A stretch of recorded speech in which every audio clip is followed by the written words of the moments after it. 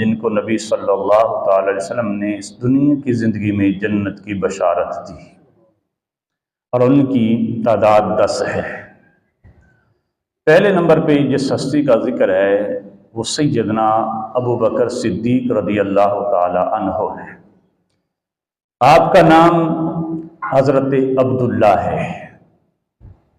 ابو بکر آپ کی کنیت ہے، نام آپ کا حضرت عبداللہ ہے۔ والد کا نام عثمان ہے اور ان کی کنیت ابو قحافہ ہے۔ آپ بھی اپنی کنیت ابو بکر کے سے مشہور ہیں، اور آپ کے والد حضرت عثمان بھی اپنی کنیت ابو قحافہ سے مشہور ہیں۔ والدہ محترمہ کا نام ام الخیر سلمہ بنت صخر بن عامر ہے۔ سیدنا ابو بکر صدیق رضی اللہ تعالیٰ عنہ نبی کریم علیہ السلام کی ہجرت کے بھی ساتھی، بچپن کے ساتھی، لڑکپن کے ساتھی، اور حضور کے سفر و حضر کے بھی ساتھی، یہاں تک کہ اب نبی کریم علیہ السلام کے مزار میں بھی حضور کے ساتھی ہیں۔ آپ رضی اللہ تعالیٰ عنہ اللہ کی محبوب صلی اللہ تعالی وسلم کے خلیفہ بلا فصل ہیں۔ نبی کریم علیہ السلام سے آپ نے احادیث طیبہ روایت کی، اور آپ سے حضرت سیدنا عمر، حضرت عثمان، حضرت علی، حضرت عبد الرحمن بن عوف، حضرت عبداللہ بن مسعود، حضرت عبداللہ ابن عمر، حضرت عبداللہ ابن عباس، حضرت حذیفہ، حضرت زید بن ثابت، ایسے اکابر صحابہ اکرام علیہم رضوان نے آپ صدیق اکبر رضی اللہ عنہ سے احادیث طیبہ روایت کی ہے۔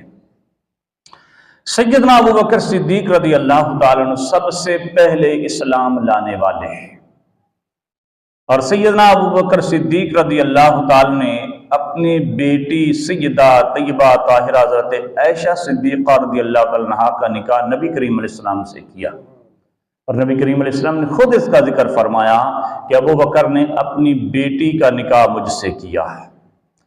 بدر میں نبی کریم علیہ السلام کے لیے جو ایک جگہ تیار کی گئی تھی جس میں حضور تشریف فرما تھے، اس کا پہرا دینے والے بھی حضرت ابو بکر صدیق رضی اللہ تعالیٰ عنہ تھے۔ اپنا سارا مال راہ خدا میں خرچ کرنے والے صدیق اکبر رضی اللہ تعالیٰ عنہ ہیں، اور آپ وہ عظیم ہستی ہیں کہ جو خود بھی صحابی، باپ بھی صحابی، بیٹا بھی صحابی، اور پوتا بھی صحابی، والدہ بھی صحابیہ ہے۔ یہ پورے صحابہ کی جماعت میں آپ کو یہ عظمت اور شان ملی ہے کہ جس کی 4 پشتیں جو ہیں وہ حضور کے صحابہ ہیں، جن کے بارے میں نبی کریم علیہ السلام نے ارشاد فرمایا کہ جس قوم میں حضرت ابو بکر ہوں، اس قوم میں کسی اور بندے کے لیے جائز نہیں کہ وہ ان کا امام بنے۔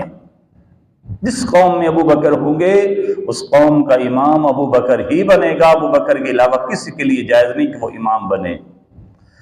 اور صدیق اکبر رضی اللہ تعالیٰ عنہ ان کی شان میں رب تعالیٰ نے قرآن کی آیات نازل فرمائیں۔ فرمایا والذی جاء بالصدق وصدق به اولئک هم المتقون، اور فرمایا وَسَيُجَنَّبُهَا الْأَتْقَى، ان قریب جو سب سے بڑا متقی ہے اس کو آگ سے دور رکھا جائے گا۔ تو یہ آیت مبارکہ بھی سیدنا صدیق پاک رضی اللہ تعالیٰ کی شان میں نازل ہوئی ہے۔ اور صدیق اکبر رضی اللہ تعالیٰ عنہ کے بارے میں نبی کریم علیہ السلام نے فرمایا کہ جس کسی پر بھی میں نے اسلام پیش کیا ہے اس نے کچھ نہ کچھ تردد کیا، سوچ و بچار کیا، پر صدیق نے بلا تردد اسلام کو قبول کر لیا ہے۔ کچھ تردد نہیں کیا، کوئی سوچ و بچار نہیں کیا، بلکہ جیسے ہی میرے محبوب علیہ السلام نے اسلام پیش کیا تو صدیق پاک رضی اللہ تعالیٰ نے اس کو قبول کر لیا۔ جن کی تعریف حضرت سیدنا حسان بن ثابت رضی اللہ تعالیٰ عنہ کی، ایک دن نبی کریم علیہ السلام نے حضرت حسان بن ثابت رضی اللہ تعالیٰ عنہ سے فرمایا کہ حضرت حسان کون ہیں جو نبی کریم علیہ السلام کی نعتیں پڑھا کرتے تھے۔ کفار جب نبی کریم علیہ السلام کی توہین کرتے، ان کی حضور کی شان میں گستاخانہ کلمات کہتے، تو نبی کریم علیہ السلام کا دفاع کرنے والے حضرت حسان بن ثابت رضی اللہ عنہ سے اشعار کی صورت میں نبی کریم علیہ السلام کی یہ تعریف کیا کرتے تھے ان سے نبی کریم علیہ السلام نے ایک دن فرمایا اے حسان میرے ابو بکر کی شان میں بھی کوئی شعر کہا ہے تو نے؟ انہوں نے کہا ہاں کہا ہے۔ پھر حضور نے فرمایا پھر وہ شعر مجھے بھی سناؤ۔ حضرت حسان بن ثابت رضی اللہ تعالیٰ نے ہجرت والا واقعہ جو اس کو شعروں میں پرویا اور حضور کی بارگاہ میں سنایا۔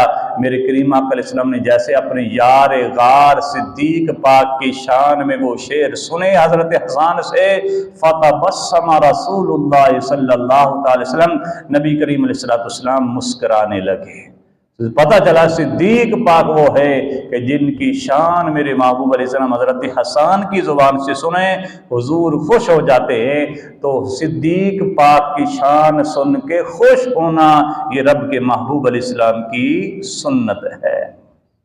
تو یہ پہلے صحابی ہیں عشرہ مبشرہ میں 10 خوش نصیب جن کو حضور نے جنت کی بشارت دی ہے، ان میں سے پہلی ہستی حضرت ابو بکر صدیق رضی اللہ تعالیٰ عنہ۔ کئی لحاظ سے آپ پہلے ہیں، اسلام لانے میں بھی